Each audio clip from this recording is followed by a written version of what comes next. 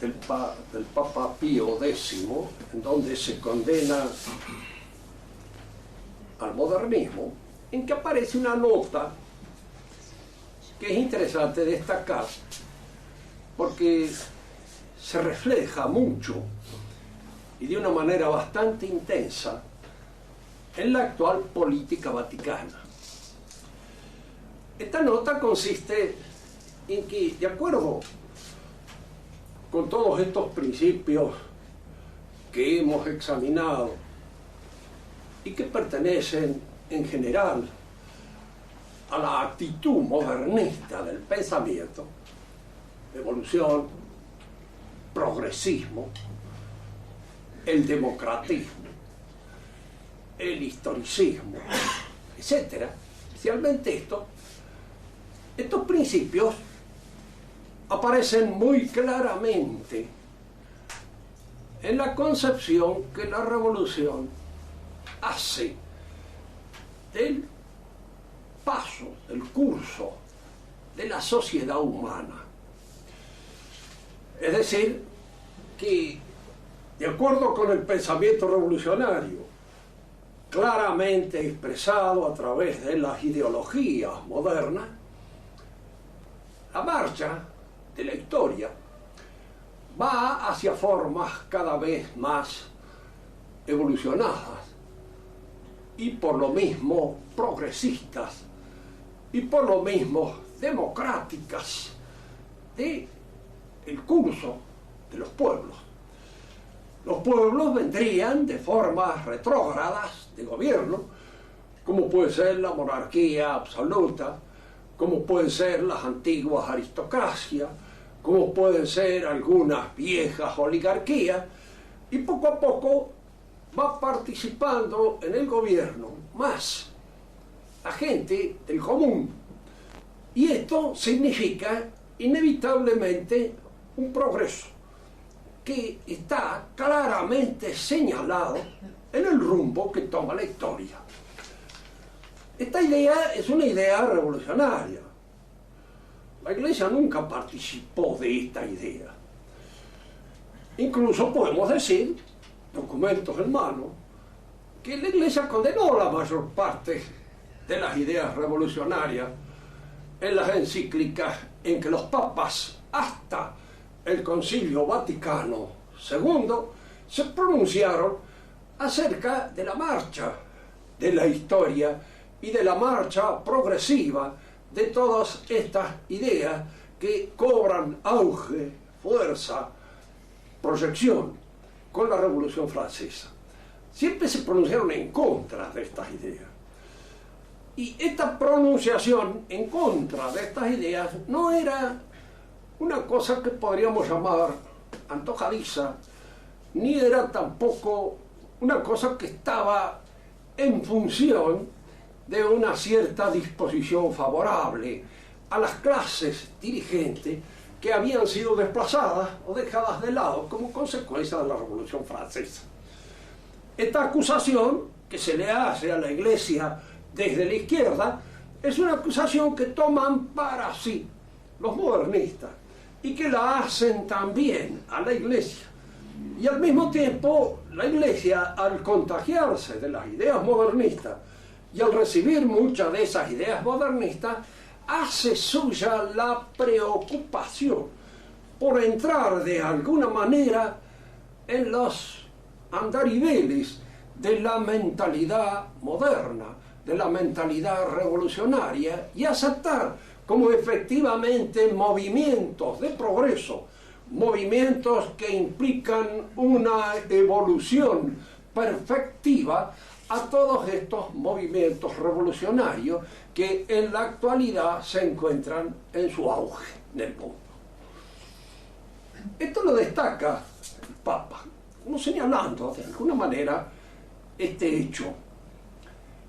Primero, es falso que estos movimientos sean efectivamente progresistas.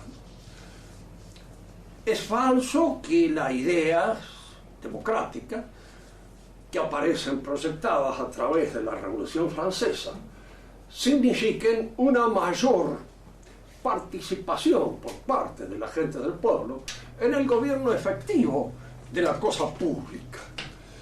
Y por ende es falso de que estos movimientos perfectivos tengan que ser aceptados como tales por la Iglesia y tomados como efectivos elementos perfectivos y perder de alguna manera este espíritu crítico que frente a los movimientos revolucionarios la Iglesia tuvo.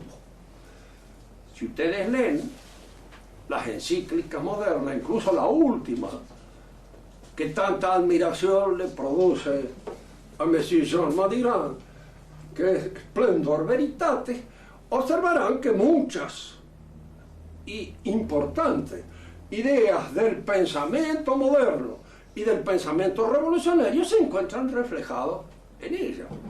Es una encíclica que por lo menos puede ser tachada sin indiscreción como una encíclica liberal, en el cual se exalta el valor de la persona humana, a la que hemos hecho ya algunas referencias aquí con anterioridad. Examinemos un poco esto a la luz de una concepción de la historia típicamente fundada en el pensamiento contrarrevolucionario. Pensamiento contrarrevolucionario que fue, en alguna medida, el pensamiento de la Iglesia hasta el Concilio Vaticano II. Decir contrarrevolucionario quiere decir simplemente lo siguiente: pensar de manera contraria, opuesta a lo que piensa la revolución, y ver precisamente las cosas en una perspectiva diferente de aquella que la revolución presenta. El mismo Papa Pío X lo dice en una oportunidad. Vienen con estas conquistas de una vida más civilizada. La civilización consiste precisamente en la cristianización, y en la medida en que la cristianización ha sido hecha efectiva en el proceso de nuestra civilización, es cuando la civilización efectivamente existía, tenía y cobraba auténtica y cabal vigencia. Teniendo en cuenta siempre esto: el hombre es una naturaleza caída, y no hay absolutamente cosa, por buena que sea, de la que no abuse y de la que en alguna medida no la eche a perder cuando cae en sus manos. Hasta la más alta potestad dentro de la Iglesia Católica, que es la del papado, ha sido ejercida a veces por hombres no solamente indignos de estar en el papado, pero indignos de estar en la casa de una persona decente en algún momento determinado. Pensemos, por ejemplo, en el caso de Juan XII, un muchachito que fue papa a la edad de 18 años, elegido precisamente en aquella época por la aristocracia romana que lo eligió papa. El emperador Otón I lo depuso cuando llegó, y dijo en italiano la palabra que de alguna manera para él traducía la característica de este papa. ¿Qué piensa usted de él? Es un ragazzotto mezzo citrullo. Un muchachón medio estúpido. Y sería la importancia que da. ¿Para qué lo habían puesto papa? Pues de alguna manera con el propósito de favorecer los intereses de los grupos que manejaban en esa época Roma y que tenían en este muchacho, diríamos, el testaferro inevitable para poder realizar sus propios negocios. Muchas veces los papas fueron elegidos por esos grupos. Indudablemente esos grupos humanos obedecían fundamentalmente a sus propios intereses, y los papas que surgieron de esas elecciones eran hombres que respondían a los mismos intereses de esos grupos. Por eso no se extraña nada para el católico decente una actitud de crítica a veces frente al papado, porque la actitud crítica frente al papado es la actitud que corresponde al buen católico. Piensen en Dante Alighieri. No es un santo, es cierto, pero era un católico excelente, y nadie puede dejar de hacerlo. Sin embargo, en su actitud frente a Bonifacio VIII, a quien condenan al infierno, nada menos, sí, cosa que uno no se atrevería a hacer ni con el ragazotto mezzo chitrulo, cuando no sé porque lo sabemos, a lo mejor no se ha ido al infierno, porque al fin de cuentas era un muchachón medio tonto, pero esto no significa que fuera perverso y fundamentalmente malo como para merecer la condenación eterna. Son dos cosas diferentes. Entonces, este pensamiento contrarrevolucionario, que ha sido el pensamiento de la Iglesia, es el pensamiento contrario a lo que la revolución piensa. Y partamos un poco de aquello que constituye eso que Carlos Marx, y estoy citando a un padre de la Iglesia, dice en el Manifiesto Comunista, que a partir del ascenso de la burguesía al poder y de la dirección que asuma en los asuntos públicos las oligarquías financieras, se rompen, así como suenan, las estructuras naturales del gobierno. Es decir, el gobierno natural, tal como surge de las competencias, tal como surgen de los cotejos, de los talantes, de los temperamentos, de las capacidades, de las desigualdades. Estudiando esto. Es decir, la igualdad como ideal político, social, es un disparate profundo. Es incluso no tener en cuenta en absoluto lo que constituye el verdadero sentido de las competencias y de la armonía, que significa la desigualdad de los elementos que constituyen un orden. Cuando Santo Tomás tiene que definir un orden, dice, es una disposición de partes distintas y desiguales, que entran en relación en función de ciertos principios que los unen. Pero las partes son distintas y son desiguales. Y es interesante que en la vida humana cada uno de nosotros no solamente sea distinto, sino que sea distinguido, que de alguna manera se distinga de los demás, porque en eso consiste toda la posibilidad de un esfuerzo fecundo. La igualdad es una noción matemática, y como explicábamos en la clase anterior, las matemáticas, cuando se convierten en ciencia rectrix de todos los otros saberes, de todas las otras ciencias, las echa a perder, las destruye, porque la matemática trabaja con entes de razón y las otras trabajan con entes reales, ontológicamente distintos, y precisamente por eso, porque son distintos, son desiguales. Yo quiero creer en mi profundo afecto por las desigualdades efectivas, que no existen ni siquiera dos piojos iguales, que entre ellos hay una cierta desigualdad que podrían ser señaladas tal vez por un observador de piojos un poco más minucioso que aquel que soy yo, pero podrían verse. Hay en uno de los cuentos de Chesterton esas cosas que detiene a un loco precisamente que está observando el goteo de una caniza. ¿Qué es lo que observa? Todas las gotas son iguales. Y el otro dice, con razón es loco. Dice, son todas desiguales. Y si las observa bien, comprenderá la desigualdad que hay en cada una de ellas. Y precisamente el verdadero sentido de la justicia consiste en distinguir, en apreciar. Se dice que la justicia es la virtud por la cual da a cada uno según su derecho. Pero el derecho de cada uno, si bien el que distribuye la ley, que es lo que se llama derecho perfecto, puede ser más o menos los mismos, de hecho hay un derecho imperfecto, que es aquella veneración, aquella cortesía, aquel reconocimiento que cada uno de nosotros tenemos con respecto al amigo que distinguimos, con respecto a la persona a quien la apreciamos precisamente en lo que tiene de diferente, en lo que tiene de único, en lo que tiene de exclusivo, y en eso consiste para él el verdadero atributo que se hace con justicia a su capacidad, a su ser. Bien, si esto es así, es importante ver que efectivamente un orden político natural es el que surge en la historia de las competencias, de los cotejos que efectivamente se dan entre las personas. Las personas son distintas y al ser distintas se distinguen. Y al distinguirse a través de la historia no solamente se distinguen personalmente, sino que quieren que de alguna manera sus distinciones se transmitan y se trasladen a sus hijos.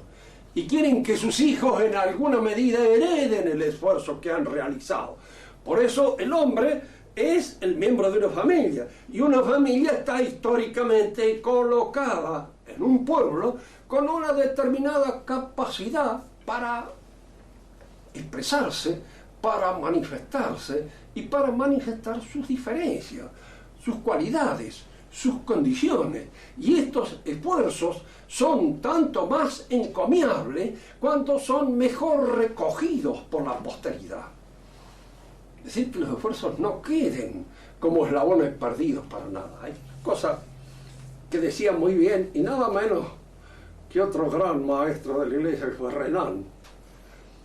Renan dice: nuestro Código Civil parece que estuviera pensado para un hombre que, habiendo nacido huérfano, tiene que morir soltero. Es decir, para un individualista total, absoluto, cabal, en quien el mundo empieza con él y termina con él, y que no tiene sucesión de ningún género, y precisamente porque no tiene sucesión de ningún género no deja nada en herencia. Renan también hacía notar en aquellas oportunidades que los pueblos son herederos, cada uno de nosotros. El mendigo que está en el atrio de una iglesia es heredero de toda una cultura. Es heredero que se expresa a través del idioma, que es todo un tesoro de esfuerzos, que es todo un tesoro que recoge la experiencia secular de un pueblo. Y ese hombre es heredero de eso, participa de esa realidad. En la medida en que los pueblos se van olvidando de esos condicionamientos y que las familias también se olvidan de esas exigencias que surgen precisamente de mantener firme el propósito, diríamos así, fecundo, de distinguirse, es cuando los pueblos se pierden y desaparecen en el anonimato de los gobiernos anónimos. Lo curioso del caso es esto: la revolución, que es el proceso por el cual se destruyen los pueblos, en el sentido tradicional, histórico del término. Un pueblo es el resultado de un esfuerzo histórico. Allí se dan sus notables, sus nobles, sus figuras sobresalientes en el arte, en la ciencia, en el saber. Todos esos configuran efectivas autoridades, son autoridades. Porque, como lo hemos dicho en otras oportunidades, y conviene repetirlo porque lo olvidamos siempre, formalmente la autoridad es conocimiento y saber. Materialmente puede ser la posición de una potestad, de una magistratura, de un poder. Pero esa magistratura, ese poder, esa posición que ocupa el que tiene autoridad, si no tiene saber, si no tiene conocimiento, no tiene autoridad. Por eso decíamos lo que resulta a veces un poco estúpido: acusar a alguien de autoritarismo cuando en realidad carece de autoridad. Y porque carece de autoridad, trata de sustituirla con un mandonismo sin conocimiento. Absurdo, estúpido, porque no tiene autoridad. Fíjese que en buen castellano la palabra autoridad se emplea siempre para señalar un conocimiento egregio. Es una autoridad jurídica, es una autoridad médica, es una autoridad en filosofía, es una autoridad en historia. Siempre está indicando eso. El poder no. Poder lo puede tener cualquiera, lo puede tener una cucaracha para llevar algo sobre ella. Poder es la capacidad de hacer algo, Y eso lo puede tener hasta una avalancha, lo puede tener una fuerza física, pero autoridad no. En buen castellano la autoridad se aplica siempre al hombre, y se aplica al hombre en función del conocimiento. Y por eso dirá siempre la Iglesia ha señalado de que toda autoridad viene de Dios, porque todo conocimiento está fundado en la inteligencia divina que inteligentemente sostiene el universo, de manera que nosotros cuando conocemos, en ese acto de conocer participamos de la inteligencia divina, de manera que esa mayor o menor participación que funda una mayor o una menor autoridad está precisamente respaldada en la inteligencia divina, que es con la que yo participo en el acto de conocer. Cuando las autoridades son naturales, es cuando precisamente responden a ese mérito que han alcanzado por su capacidad y su aptitud propia. Diríamos que acá hay abusos como en todas partes.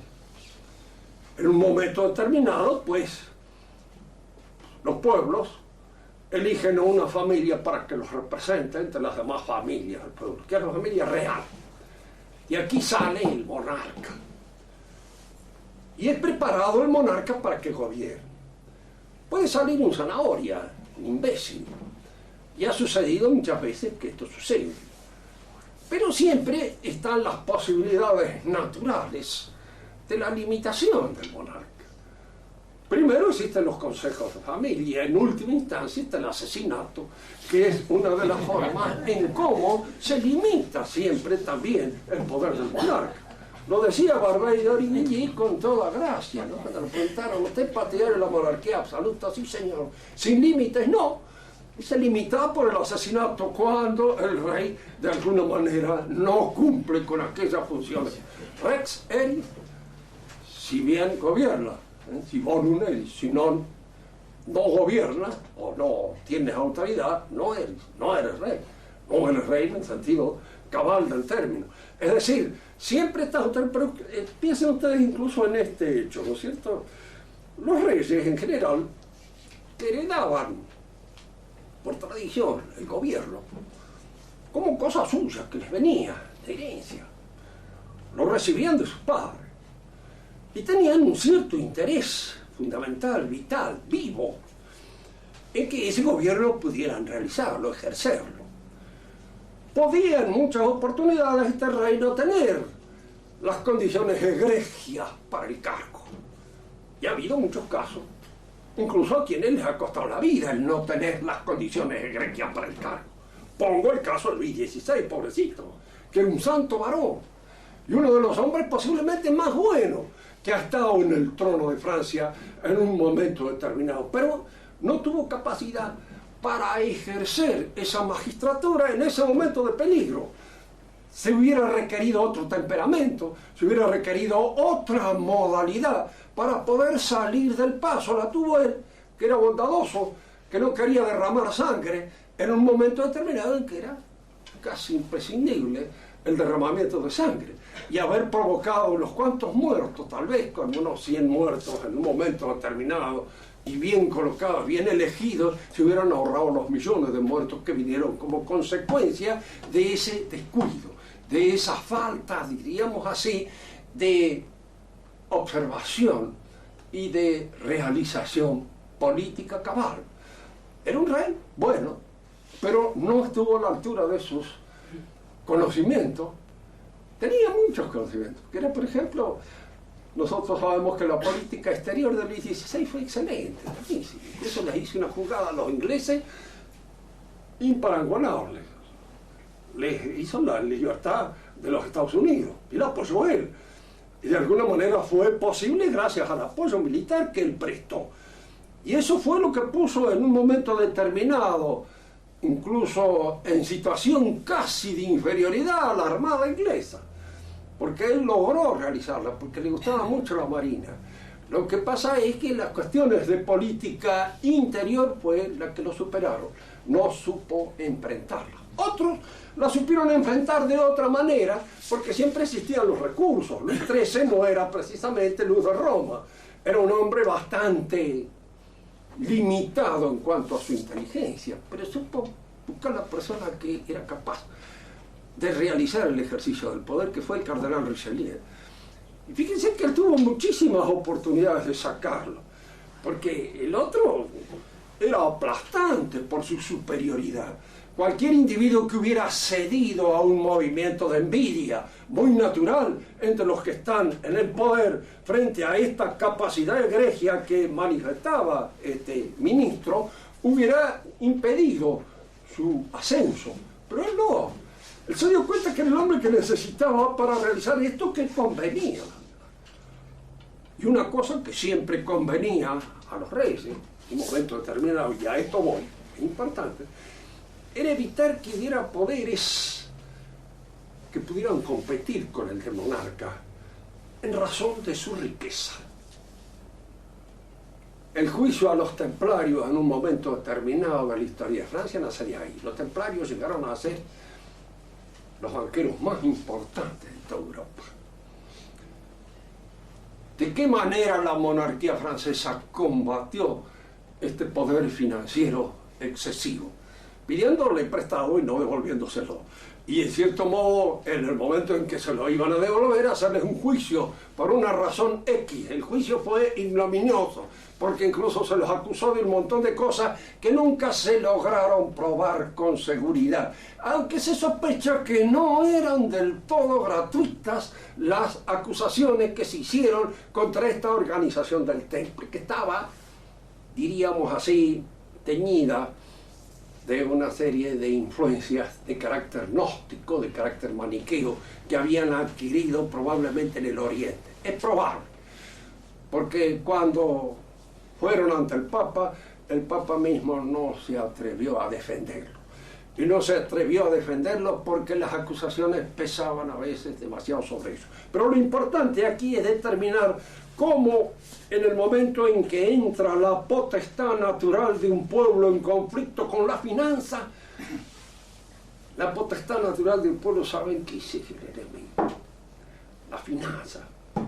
El poder financiero es por antonomasia un poder revolucionario y un poder que atenta en alguna medida contra los poderes naturales. Si uno le fuera a preguntar al finado Carlos Marx quién fue el que hizo la revolución, fíjese que era un especialista en estas cosas. Él diría que lo hizo la burguesía financiera. Fueron ellos los que hicieron la revolución en Europa. ¿Y esta revolución fundamentalmente en qué consiste? En un cambio de las autoridades. Se cambian las autoridades naturales. ¿Cómo se cambian las autoridades naturales? ¿De qué manera? Primero está el ataque a la monarquía, en función de que la monarquía ahoga, impide, limita el ejercicio de los poderes financieros. ¿Por qué el Parlamento inglés acusa a Carlos I y lo lleva incluso al cadalso como consecuencia de que Carlos I pretende hacer una política que no interesa a los intereses financieros de los hombres que manejan el Parlamento? Y los hombres que manejan el Parlamento en ese momento se encargan entonces de terminar con esta potestad que se opone a su proyección y a esa proyección triunfal que tiene sobre la realidad. Todavía Inglaterra es un país en la época en que hace su revolución y en que termina con la monarquía, es un país muy complejo, no es fácilmente determinado. Quedan muchos poderes tradicionales que se reparten en la aristocracia, en la nobleza, en la Cámara de los Lores, en muchas otras cosas que los ingleses han tenido siempre la sabiduría instintiva de sostener. Yo recuerdo de esto porque hay una discusión por ahí en un libro en la que aparece un revolucionario francés acusándolo a un inglés. Dice, pero que si todavía ustedes tienen a esos lores borrachos, dice, etcétera, que son los que todavía tienen gobierno efectivo en Inglaterra. Sí, dice, es cierto. Dice, algunos de ellos son borrachos. Pongamos que sean la mayoría, dice, pero hay 3 o 4 que cumplen con su función de lord. Y esto es importante. Dice, porque esa función es irreemplazable. y mantienen una armonía, mantienen un equilibrio en el orden político que la revolución de ustedes impide mantenerlo. La revolución consiste en destruir todas estas jerarquías que se han ido consolidando con la historia. La destrucción de la jerarquía es fácil, porque en cierto modo se alerta la envidia de los que siempre están en condiciones de tener envidia. Los que no tenemos mucha plata siempre envidiamos a los que la tienen. Y en razón de que pueden hacer un montón de cosas que nosotros no podemos hacer. Y en razón de que pueden disponer de un montón de dinero que nosotros no tenemos la posibilidad de hacerlo. De manera que la envidia existe, será la inmensa mayoría de la gente. Si usted los convence de que estos que se consideran a sí mismos aristócratas son privilegiados, la palabra privilegiado, la palabra privilegio, es una palabra que crea resentimiento y que en cierto modo hace suponer a la mayor parte de los que se le aplican que están usufructuando de un bien por encima de sus condiciones, de su capacidad, de sus méritos. Fíjense que la mayor parte de los privilegios, llamados así feudales, eran formas de lo que podríamos llamar las responsabilidades públicas de la propiedad. Privilegios feudales eran eso. Se tenía obligación este feudo de sostener este hospital, de sostener esta iglesia, de sostener tales o cuales elementos comunales que pertenecían a la comuna y no a él. Los privilegios estaban en eso. Los nobles, cuando se contagian con el espíritu capitalista de la época, con los nuevos conceptos económicos para la financiación de las propiedades, son los primeros en que estuvieron en contra de los privilegios. Porque los privilegios feudales lo molestaban. Tanto que en la famosa noche de la renuncia de los privilegios lo hicieron con tanto gusto y con tanta velocidad que en alguna medida resulta sospechoso ese gusto y esa velocidad con que se despojaron de la mayor parte de eso que se llamaban los privilegios feudales, porque en general eran deberes, eran obligaciones que pesaban sobre sus propiedades y que tenían un sentido societario determinado. Servían para mantener a la gente. El famoso diezmo que se pagaba al clero, no hay que olvidar nunca jamás de que el clero tenía a su cargo casi toda la instrucción pública, casi todos los registros civiles y una serie de trabajos, una serie de actividades que posteriormente pasaron a los gobiernos, pero que en aquella época no los hacían los gobiernos, los hacía la iglesia. Napoleón mismo decía siempre esto, y será mucho más barata y mejor la instrucción que hacían 10 curas, que al Estado no le costaba nada, que la que hace hoy un maestro que al Estado le cuesta un montón de pesos el poder mantenerlo, porque lo hacían gratuitamente, lo hacían bien, y en cierto modo constituía su educación en una educación que tendía a la formación del carácter, no solamente a la información instructiva que ellos reciben. Las finanzas tienen interés en que estos gobiernos, fundados sobre los privilegios, sobre los derechos históricos, sobre todas aquellas prerrogativas que han alcanzado la familia en el proceso de su desarrollo, o que han alcanzado ciertos notables para poder gobernar un pueblo, de que esos gobiernos desaparezcan y sean sustituidos por los hombres de paja que ellos manejan. ¿Y quiénes son los hombres de paja que ellos manejan? Estos que nos gobiernan a nosotros, los hombres de paja. ¿De dónde salen? Esta pregunta que uno decía, ¿quién era Alfonsín? Un abogadete de Chascomún, que en un momento determinado pasa de ser dirigente allí en su pueblo, en su barrio, donde habrá comenzado, y se convierte en un líder nacional, sostenido y apoyado por una propaganda que está pagada por alto. Podemos nosotros señalar con el dedo a los que han pagado su propaganda, a los que lo han convertido en un momento determinado de este hombre oscuro, innominado, desconocido, en un hombre fundamentalmente conocido por todos nosotros, y que no ha sobresalido en el deporte, no ha sobresalido nada, en ninguna cosa, sino pura y simplemente por esa publicidad que se hace en torno a él. Y fíjense que esta nueva jerarquía, que es una oligarquía nueva, que se constituye ahora sobre los países, nace de todos estos enredos del plebiscito, del sufragio. Son los que tienen el carisma para arrimar los votos del barrio, los votos de la zona, vamos, agrandándolo cada vez más, los votos de una provincia, los votos de una nación, pero constituyen lo que podríamos llamar nosotros una oligarquía subsidiaria, dependiente en gran parte de la publicidad que la sostiene, de la publicidad que la alimenta. Y la pregunta que uno podría hacer, y dígame, ¿por qué los que tienen el dinero no quieren mandar eso? Es muy simple esto. A veces les interesará mandar y entonces se jugarán la posibilidad de hacerlo, como Berlusconi en este momento en Italia. Pero ese no tiene interés. Al contrario, les conviene que sea más el hombre paja. ¿Por qué? Porque es el que pone la cara. Y a veces el trasero también, para que les den algunas cuantas patadas en el momento en que no están de acuerdo, diríamos, con las cosas como han sido hechas. Entonces las cambian, sustituyen. Cambia este por estos otros, lo cambia Alfonsín por Menem, lo cambia este por el otro, y entonces sobre las chambonadas de cada uno de estos va engrosando de alguna manera el prestigio del otro, que está esperando que este haga tantas macanas que logre más o menos aumentar su prestigio y sustituirlo en el día de mañana en el mando. Y se forma así lo que podríamos llamar una oligarquía artificial, una oligarquía falsa, de gente que no están hechas para el mando, no están condicionadas.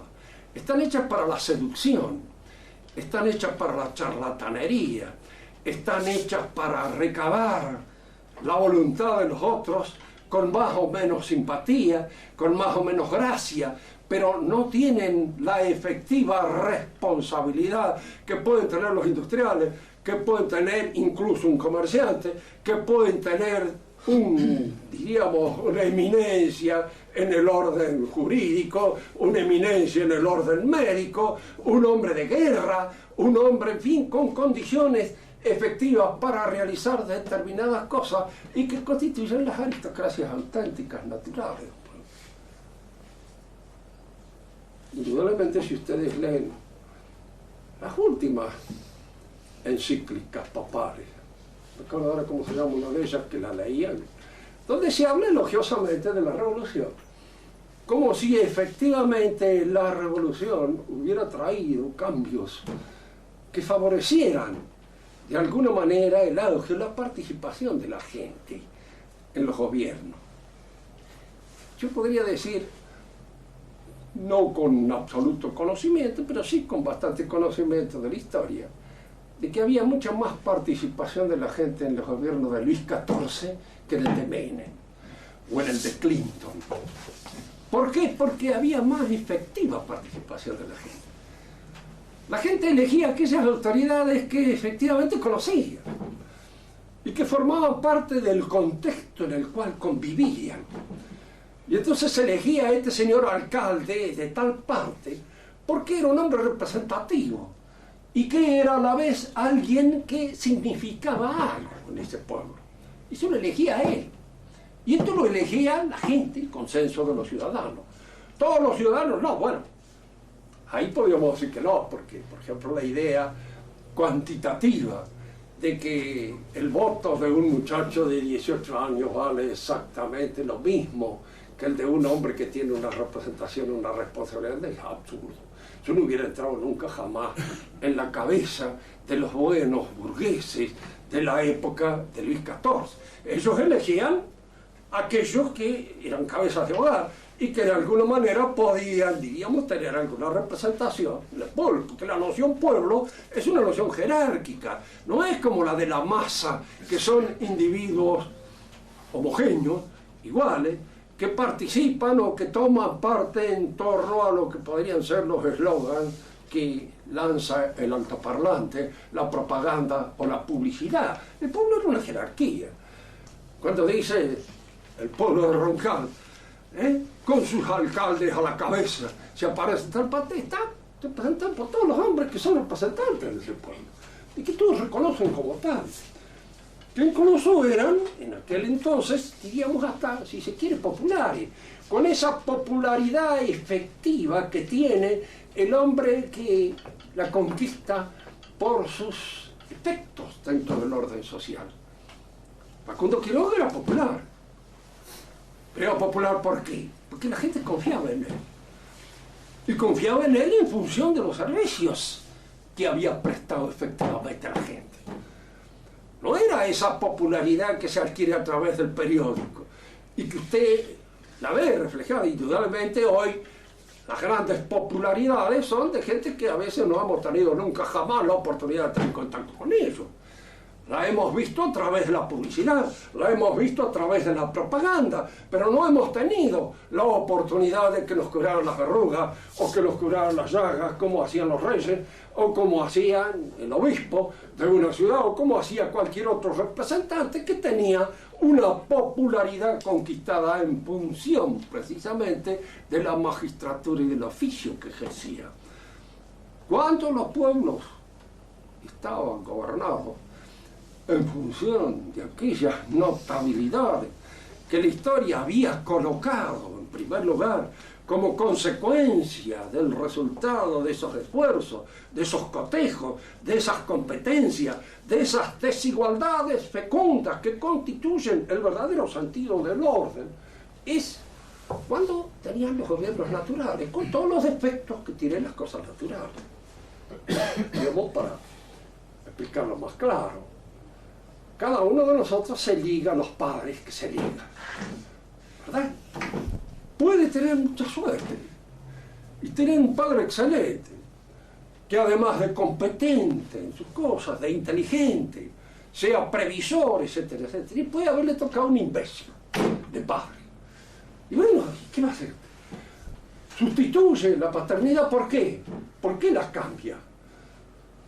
¿Con qué elemento artificial la sustituye o la reemplaza? ¿Por qué? Al destruir la paternidad usted está destruyendo una fuerza física.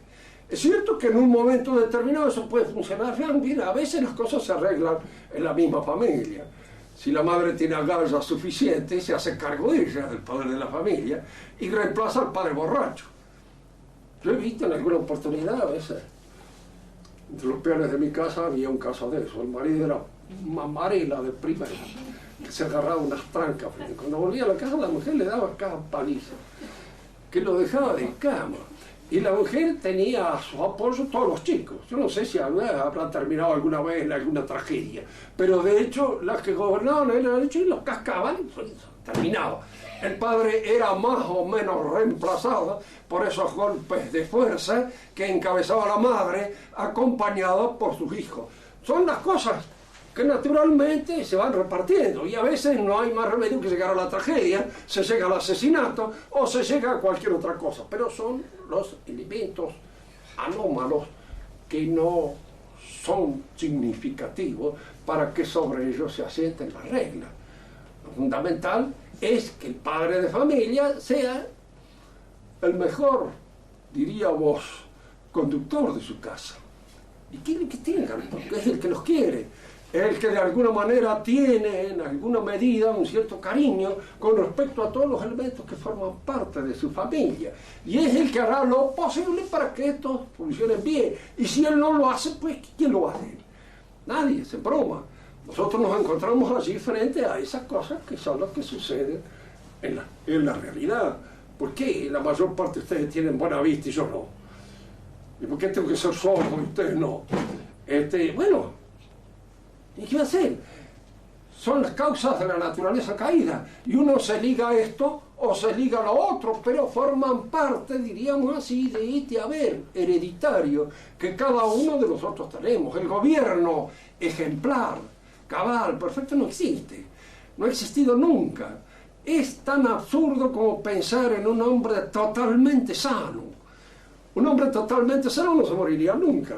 Estaría, diríamos, siempre en un estado en el cual la corrupción no penetraría en él, pero en esto penetra. Nos corrompemos, decaemos, desfallecemos y finalmente terminamos con el obituario en el diario Los Andes, como todo el mundo termina. De manera tal de que esto es un elemento, diríamos, inevitable en la vida. Pero el reemplazo de las desigualdades naturales por esas otras que surgen del sufragio, del plebiscito, es un mal reemplazo. Dirá todo lo que quiera, pero en la época en que podía gobernar un Quiroga, como quiera que sea, era el representante del coraje, de la acción, de la capacidad humana de mando por su propia cuenta en su lugar. Que ahora aparezca este caudillejo que ha salido de alguna manera de algún boliche mal instalado y que lo haya convertido en un momento determinado en el hombre carismático es realmente triste, porque indica una decadencia efectiva de orden vital. Y esta decadencia efectiva de orden vital en las clases conductoras, cuando nosotros vemos que estos caudillitos de barrio que se postulan para ediles o que se postulan para diputados provinciales o senadores provinciales, que son semi-analfabetos, porque basta verlos, oírlos hablar, a veces da lástima de las cosas que dicen y de las cosas que pronuncian, y sin embargo eso se convierte en los nuevos dirigentes. Y que esa dirigencia me sea a mí presentada por la Iglesia como un progreso.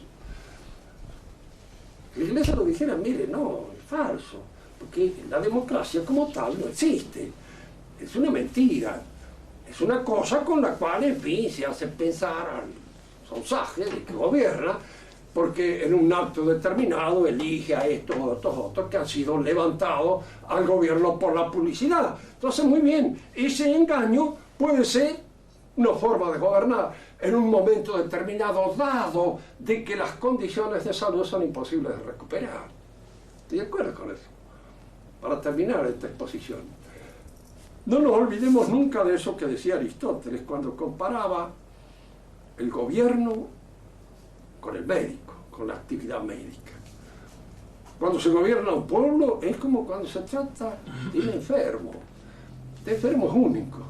La posibilidad de recuperarse que tiene están condicionadas por su estado físico. Este puede adquirir un cierto equilibrio, pero no le puede volver una salud que ya no va a tener nunca más. Mussolini quiso hacer una cosa en sí mismo con una pretensión bien pensada. Quiso rehacer de Italia, convertir a ese pueblo ya masificado por las propagandas rojas en un pueblo. Lo quiso convertir en un pueblo mediante la organización corporativa de la sociedad, y que la sociedad se expresara a través de las corporaciones de oficio reorganizadas en función efectiva del trabajo. Esta fue su intención. La posibilidad de hacerlo estaba apoyado precisamente en que todavía en Italia había una magistratura auténtica que era la monarquía. Si él lograba conquistar al monarca para la realización efectiva de esta tarea, devolver a Italia su salud, devolverle ese estado natural, político, al cual él aspiraba, él hubiera alcanzado su desiderato. Ya de por sí les diré, es un poco soñador el problema. ¿Por qué? Porque nadie puede devolverle a un viejo la juventud.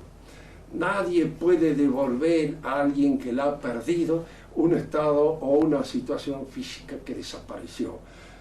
Un pueblo que se ha convertido en masas como consecuencia precisamente de la propaganda, de la publicidad. Entonces es muy difícil que retorne otra vez a ser un pueblo. Era el sueño que en la antigua Roma tuvieron los gracos. ¿Cómo podemos salvar a Roma de esta situación de decadencia en que se encuentra? Volviendo al pueblo a las chacras, volviendo otra vez a ser los romanos chacareros que hicieron la grandeza de la república. Pero esos romanos chacareros ya se habían convertido en ciudadanos que aplaudían en el circo. Y sacar a una persona del circo para ponerlo con la pala y el pico en la mano. El ciudadano vuelve al campo para hacer picnic, pero no para convertirse en chacarero. Eso es inevitable. Los gracos tenían que terminar en ese sueño porque era un sueño de retroceso. Así como hay sueños utópicos que sueñan con un Ben feliz, pero hay otros que sueñan con un retorno al paraíso que es tan utópico como ese otro paraíso que se le hace ver a uno como futuro adelante. Lo grave, en este caso, es cuando la Iglesia, que siempre fue crítica de esta situación, y siempre dijo, claro, la democracia es una mentira, el sufragio universal es la mentira universal, fundamentalmente. La libertad de opinión de que hablan los diarios es el fundamento de la anarquía. Si no hay policía intelectual, en función, diríamos así, de aquellas cosas que la Iglesia sostiene, nosotros nos encontramos en la pornografía abierta, porque el deseo de enriquecerse por parte de los hombres no conoce límites. Y estamos en manos de esas oligarquías que promueven y sostienen la sociedad de consumo en la cual nosotros vivimos. Y todo lo que de alguna manera puede venderse es sagrado. Sagrado. Lo único sagrado, las prostitutas son sagradas porque precisamente venden aquello que es más sagrado y que no debía venderse. Pero lo hacen para venderse y para obtener dinero. Y el que obtiene dinero obtiene el boom y obtiene el consenso de la sociedad actual. Y eso es lo que no nos hace ver. La Iglesia de antes sí hacía ver, lo señalaba claramente. Y esta cuestión no, está en cuestión. Ha habido un gran progreso. Estamos en pleno progreso. ¿Algunas preguntas? Vos, Enrique, querías hacer esa pregunta. ¿Qué diferencia había entre el inmanentismo vital cuando hablaba del inmanentismo teológico y el filosófico? Muy bien. La palabra inmanencia supone una acción que se desarrolla en el interior del sujeto. En este sentido, lo inmanente se opone a lo transeúnte, es decir, a lo que parte de un sujeto y termina en otra cosa. Si yo hago una mesa, estoy realizando un acto transeúnte, porque mi acción termina en la mesa que hago. Y así con todos los hechos. Pero si yo pienso, el acto de pensar, el hecho de pensar, queda en mi interioridad. Crea en mi interioridad una representación que no sale de la inmanencia, que está en la inmanencia. A esto podríamos llamar inmanencia natural o vital, porque es propia a veces de los actos vivos, que tienen su movimiento, su comienzo en el sujeto y terminan en el mismo sujeto. De manera que la inmanencia vital es un hecho biológico. ¿Se entiende esto, verdad? La inmanencia filosófica es ahora tomar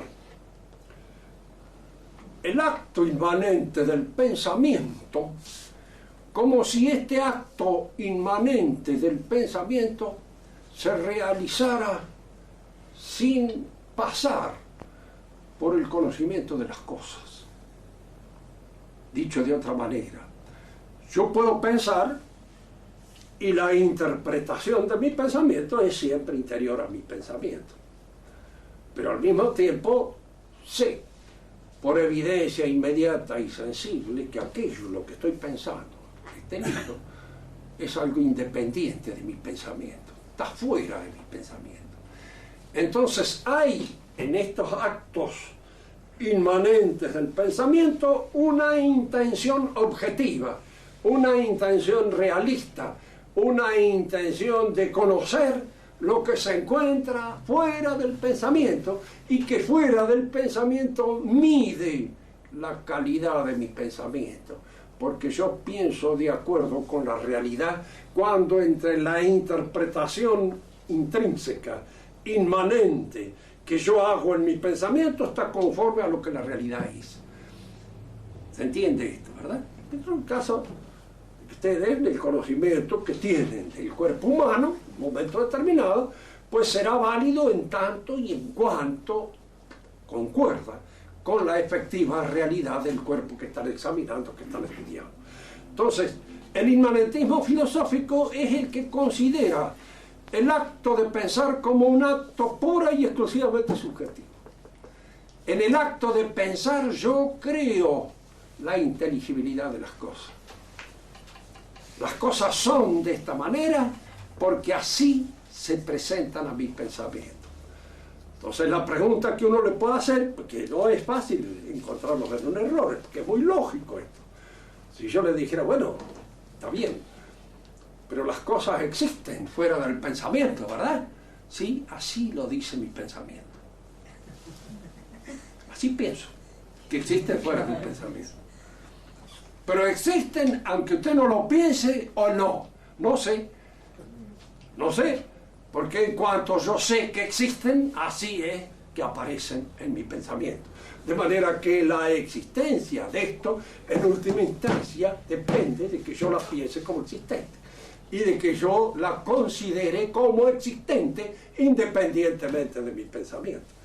El pensamiento, diríamos, o el inmanentismo filosófico, es el que encierra toda la realidad en el orden del pensamiento. Y aquí es donde nosotros decíamos, pero este pensamiento, ¿en dónde está el error de este pensamiento? Primer error es que no admite que la realidad esté medida por la inteligencia divina. Está medida por la inteligencia. No hay Dios. O por lo menos yo no puedo decir, porque Kant creía en Dios. Pero sabía al mismo tiempo que no se podía probar la existencia de Dios. Y entonces solo se probaba la existencia de Dios por una instancia de carácter práctico o moral, pero no intelectualmente, racionalmente, porque el pensamiento, al no poder salir de sí mismo, al quedar encerrado en la inmanencia, corta el cordón umbilical que lo une al mundo exterior por las evidencias inmediatas, y evidencias de carácter sensible, esas desaparecen, no existen más. Cuando yo aplico que es el inmanentismo filosófico, lo aplico a la religión, ¿en qué convierto la religión? En que la religión es algo que el hombre crea en función de esa necesidad de absoluto que tiene. Esa necesidad de absoluto se manifiesta en el interior de su conciencia. Necesito a Dios. Kant lo dice así. El hombre necesita a Dios. ¿Por qué? Porque de otro modo su moral se hunde, se descuelga, carece de sentido, carece de perspectiva externa. Y al carecer de sentido y de perspectiva no hay más moral. No hay un orden moral. Entonces yo tengo una exigencia moral. Lo exige mi moral el que Dios exista. Pero Dios existe. Fuera de la exigencia moral que tengo de que exista. Este es el inmanentismo teológico. Está encerrado. Yo lo único que puedo demostrar es que hay en mí una tendencia al acercamiento en Dios, pero de Dios no puedo decir nada. ¿Y la Iglesia qué dice? Concilio Vaticano I, el primero. Anatema sea aquel que niega la posibilidad de probar racionalmente la existencia de Dios por las cosas externas y por las evidencias inmediatas. Anatema. Entonces, el inmanentismo teológico es el que hace de que la religión sea algo que surge de la inmanencia misma del hombre, como exigencia del absoluto que está inscrita en su conciencia. Y entonces cualquier religión sirve, es válida. Para nosotros, ¿qué es la religión? Un contrato de adhesión hecho por Dios, desde afuera. Dice, yo lo acepto, no lo acepto, así, está hecho por Dios. Pero Dios interviene en la historia baja. Fíjese que para el modernista Dios es algo que pertenece a la interioridad de la conciencia. Y se manifiesta, ellos están dispuestos a admitir de que Dios se manifiesta en su conciencia. Lo que no están dispuestos a admitir es de que Dios ha resistido históricamente. y de que en un momento determinado se haya manifestado de manera efectiva en la historia y haya llamado a un hombre que se llamaba Abraham para hacerlo padre de un pueblo de creyentes, que se haya encarnado en un hombre que se llamaba Jesús de Nazaret y que es Dios mismo hecho hombre. Eso ya excede el ámbito de lo inmanente, porque es algo que lo trasciende. ¿Qué diría el inmanentista cuando yo le digo que yo creo que Cristo es Dios? Y sí, dice, en su fe, Cristo es Dios.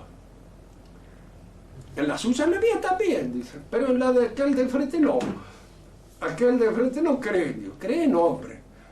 ¿Y la historia qué dice? La historia dice que hubo un hombre que se llamaba Jesús de Nazaret. Que era Dios, lo dice mi fe. Puede ser, porque está en mi fe, el aceptarlo como tal. Pero esa fe es algo que surge en la inmanencia. Que está en la inmanencia. Yo me quedo siempre en la imposibilidad de saber si existió o si el misterio de la encarnación es un misterio real, efectivo, en que Dios se hizo realmente hombre en el seno de la Virgen María, o si es un símbolo puro y simplemente que se produce en la inmanencia del sujeto. Y ese es el problema de la ambigüedad con los modernistas, porque no carecen de lógica, son lógicos. A veces son demasiado lógicos, es lo que hemos insistido muchas veces aquí. Pero una cosa es ser lógico y otra es tener sentido en lo real. Si yo le pregunto a uno de ustedes por qué se ríe, y usted me dice porque soy hombre, tiene razón, es cierto, es lógico, pero no me contesta la pregunta. Porque yo le estoy preguntando qué es lo que provoca en usted la risa. No esa respuesta lógica. Bueno, la respuesta lógica es lógico que el hombre viaje a la luna. El hombre puede viajar a la luna, sí. Luego yo puedo viajar a la luna. Usted médico me diría, no, viejito, quédese tranquilo, váyase a su casa y haga otras cosas. Viaje en todo caso hasta el mercado Vea, pero no llegue a la luna porque a lo mejor le puede ir mal. Es decir, una cosa es la conclusión lógica, que es lógica, y otra cosa es la real, distinta. Porque nos encontramos frente nosotros a dos niveles de consideración distintos. ¿Algo he aclarado la pregunta? Eso es lo esencial. ¿Alguna otra pregunta? Sí. Acá, por atrás. Usted, padre, tiene casi la obligación moral. Joaquín. Sí, Rubén. Voy a hacer que me quede con este reloj, que esto Sí, es para mí una ganancia tremenda. López. La pregunta mía es una gran pregunta para mí, que me ha surgido de la exposición suya, que terminamos de escuchar.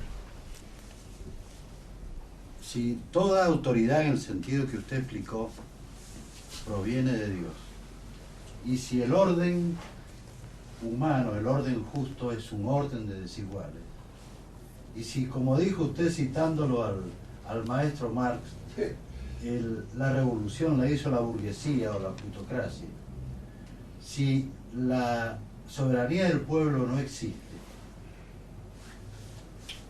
si se trató de hacer ahora le llaman revival, un resucitar de la monarquía por Mussolini primero con Vittorio Emanuele y terminó colgado de los pies en Dongo, después con Franco inventando a un Borbón de rey que ahora desembocamos en Felipillo. Si el hombre es una naturaleza caída, como usted dijo, ¿cómo podemos hacer nosotros para construir de alguna manera el orden justo? Yo no sé. Sí. Fíjese que yo soy escéptico con respecto a la posibilidad. Yo creo que lo único que se puede hacer, es la conversión interior. Es decir, cristianizar. Ese es nuestro esfuerzo. Y mientras lo tanto, único. Claro, la única posibilidad que nosotros tenemos a nuestro alcance, a nuestras manos, es ser cristianos nosotros. y hacer cristianos de alguna manera aquellos que en alguna medida dependen de nuestro esfuerzo, dependen de nosotros. Es decir, hacer una familia cristiana, hacer una profesión que sea cristiano, hacer reinar a Cristo en el ámbito de la vida que nosotros logramos sostener, hacer cristianos a nuestros curas,